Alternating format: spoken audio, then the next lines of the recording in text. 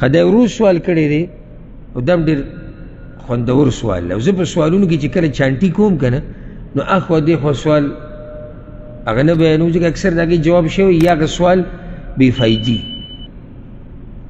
دا سوال ډېر مزیدار دی. وی ګوره دا حدیث اکثرو مسلمانانو ته معلوم دی چې رسول صلی الله علیه وسلم وایي چې کل ابن آدم خطا، هر د آدم بچی څه دی؟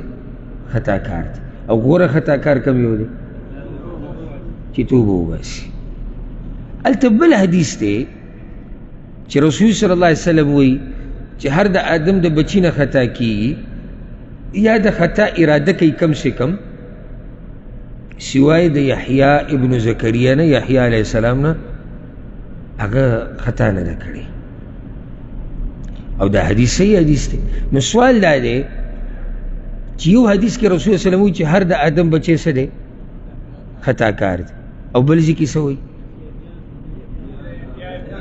چې یحیی علیه السلام ساتلی شوی دی، هغه نه ګناه نه ده شوي، هغه خطا نه ده کړې. نو دا خو د حدیثونو کې ظاهره کې ټکراو ده.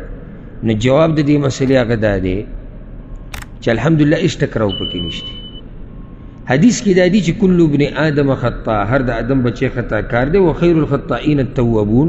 اگر که د علماو پکې اختلاف دی خو بعض علما دې حدیث ته صحیح کوي. بل حدیث کې دا دی او دا امام احمد راوړی دی، ما من احد من ولد آدم الا قد اخطا. د آدم هر بچی نه خطا شوی ده یا اراده کم سے کم کړې ده. لیس یحیی ابن زکریا، سوای د یحیی علیه السلام.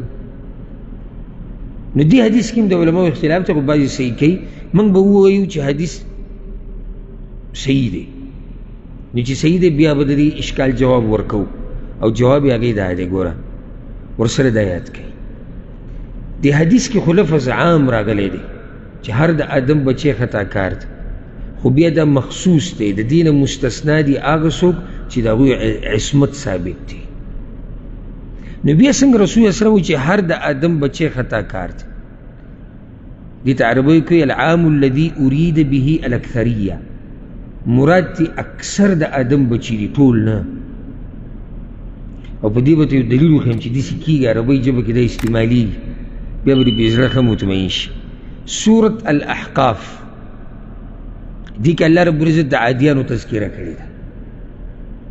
عادیانو باندې د دې عذاب د راتلو نه مخکې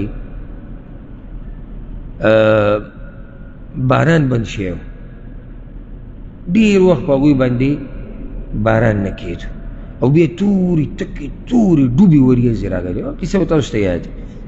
نو چې کله دوی دا وریځې ولیدې سخت خوشحاله شوي، هذا عارض ممطرنا، دا خو ښکلې وریځې رالې اوس به باران وریږي او داسې او دا. الله وایي نه هغه عذاب. الله وایي داسې عذاب مې پرې راوستو او داسې سیلۍ تدمر كل شيء بأمر ربه. دې بوتل نه قلار شي هر چا سره چې دی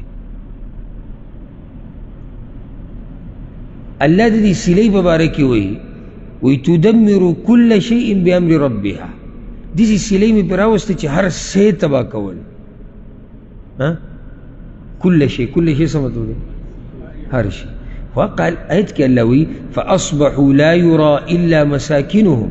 نو سهار شو په داسې وخت کې چې صرف د هغوی کورونه ښکارېدو، هغوی نه وو څه ښکارېدو او څه یې ووي داسې سیلۍ هر څه یې تباه کول او بیا وایي کورونه ښکارېدو. معنی چې کورونه پاتې شوي دي، کورونه پاتې شوي. نو دا کله شی څه شی دی چې هر څه تباه کړو؟ هر هغه شی چې الله دې سیلۍ ته امر کړی چې هغه تباه کړه، هغه تباه شوی دی، دغه کورونه پکې پاتې شوي دي. نو چې رسول صلی الله علیه وسلم وایي چې هر د آدم بچی خطا کار دی، د دې مطلب دا نه شو چې د الف نه یا پورې ټول. هر د آدم بچی خطا کار دی الا هغه چې الله تې ساتلی دی. ورسېدی که نه؟ دې سیلۍ هر څه تباه کول، پاتې تې څه شو؟ ولې؟ ځکه چې الله امر نه و کړی سیلۍ ته د هغې د تباه کولو.